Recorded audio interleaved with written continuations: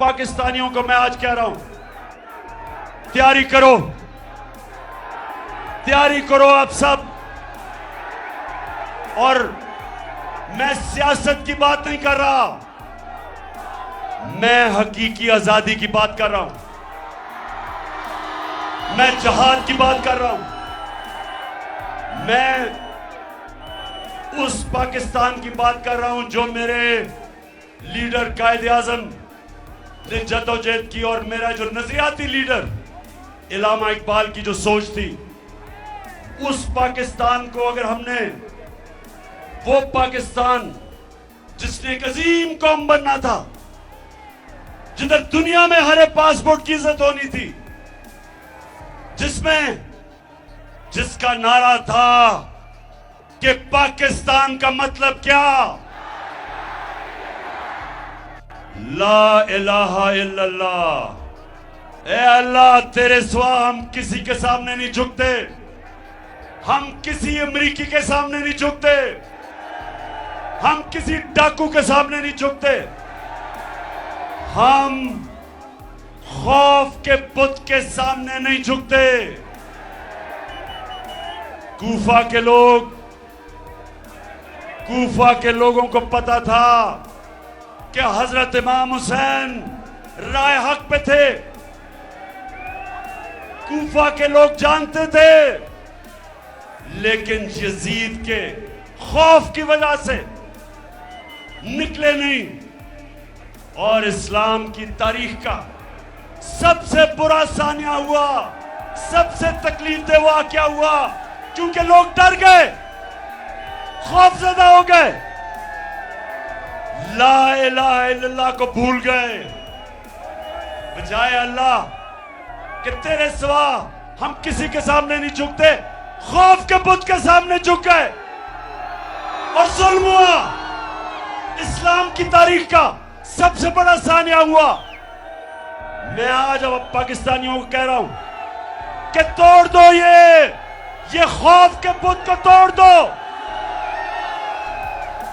ये जो टेलीफोन आता है जी गुमनाम नंबर से धमकियां देने के लिए, वापस धमकियां दो उनको। जो डराता है वापस डराओ उसको। जो मिस्टर एक्स और मिस्टर वाई लोगों को धमकियां देते हैं, वापस धमकियां दो इनको। ये होते कौन है? ये होते कौन है आपको डराने वाले? आप हैं इस मुल्क की कौम, अवाम है मुल्क का। जो मुल्क की क़यादत अवाम का फैसला है। ये खुफिया नंबरों से डराना धमकाना कि जी हम ये कर देंगे वो कर देंगे, जो करना करो हम भी करेंगे।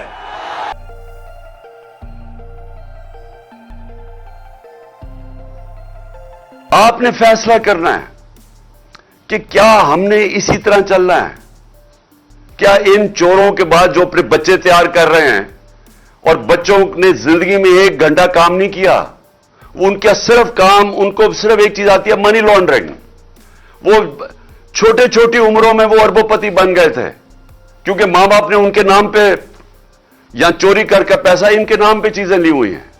ये जो 4 लंदन में महंगे अरबों रुपए के मेफेयर के जो अपार्टमेंट्स हैं, ये मरियम के नाम पे तब थी जब ये कोई 20-21 साल की थी। और ये जो उसका बेटा है हसन शरीफ, 10 अरब रुपए का घर बेचा इसने लंदन के अंदर। किधर से पैसा आया? तो ये सारे बच्चे शुरू में ही, ये जो तैयार कर रहे हैं बच्चे, इनकी ये खासियत है कि ये मनी लॉन्ड्रर्स है सारे। वो बिलावल, अब बिलावल, मैं आपको ये बताऊं कि सियासत में तो इसका कोई मुस्तकबिल ही नजर आ रहा। उर्दू अभी तक सही तरह बोला नहीं है, यानी हर दफा उर्दू बोलता है तो और लोगों को समझ नहीं आती क्या क्या रहा है। लेकिन इसका मैं आज आपको पेशन गोई करता हूं, इसकी जिंदगी का ज्यादा हिस्सा किस पे लगेगा कि इसके बाप ने चोरी करके पैसा दुनिया में किधर किधर रखा हुआ है।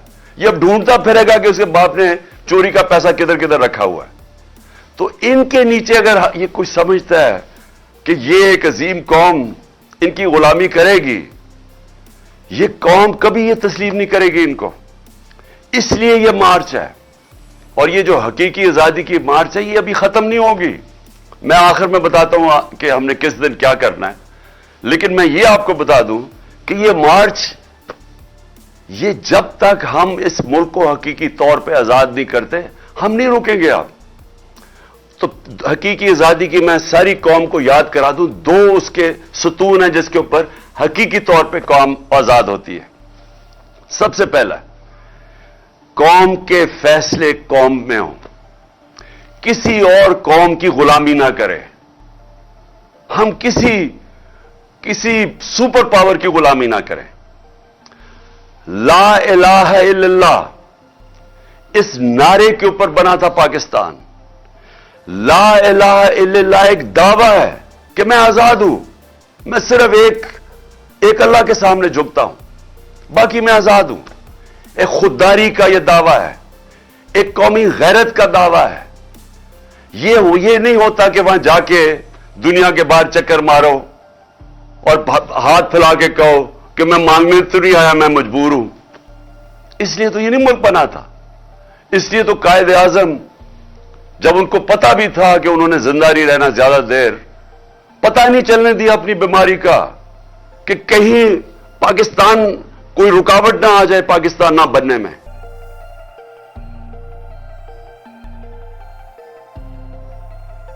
پولیٹیکل سٹیبلٹی کے بغیر اکانومی سٹیبلائز نہیں کرے گی. کوئی بھی دنیا میں انویسٹر, چاہے وہ ملک کے اندر ہو چاہے باہر ہو, وہ انویسٹ نہیں کرتا جب وہ سمجھتا ہے کہ اس کی انویسٹمنٹ کو خطرہ ہو سکتا ہے. اور وہ خطرہ کیسے ہو سکتا ہے؟ اسے یہ نہیں پتا کہ 5 مہینے 6 مہینے سال کے بعد کیا ہوگا, وہ انویسٹ نہیں کرے گا. سو انویسٹمنٹ جب تک نہیں آتی ملک کی دولت میں اضافہ نہیں ہوتا, نوکریاں نہیں ملتی, ملک آگے نہیں بڑھ سکتا. سب سے امپورٹنٹ چیز پاکستان میں رول آف لا ہے. اکانومی کنیکٹڈ ہے رول آف لا کے ساتھ. یہ لوگوں کو غلط فہمی ہے, ان کو یہی نہیں پتا آج تک کہ دنیا کا نقشہ اٹھا کے دیکھ لو, دنیا کے اندر جدھر بھی خوشحالی آئی ہے پہلے رول آف لا آیا ہے.